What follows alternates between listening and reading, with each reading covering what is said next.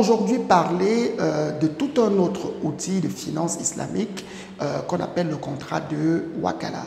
C'est en réalité un engagement, enfin un contrat que prend une institution de financement islamique avec une banque ou une institution financière agente qu'on appelle le wakil en arabe et dont le rôle sera d'exécuter un certain nombre de prestations.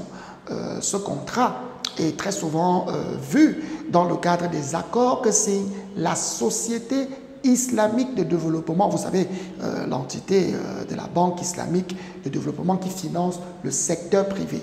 Vous savez, cette banque, elle est contrainte de respecter les règles de la loi islamique en matière de financement des entreprises. Mais comme elle ne peut pas être partout au même moment, elle signe des contrats d'agents, de wakala, avec certaines banques qui, à leur tour, peuvent maintenant procéder à des financements islamiques. Mais le contrat de wakala peut aller beaucoup plus loin que le simple financement des entreprises via les fonds de la société financière islamique ou même d'une banque islamique. Le contrat de wakala peut aussi être utilisé, par exemple, pour des musulmans qui véritablement sont dans la foi, même dans l'exécution de leurs affaires, et qui veulent utiliser des outils de transaction de paiement islamique pour régler leurs factures ou pour honorer leurs engagements.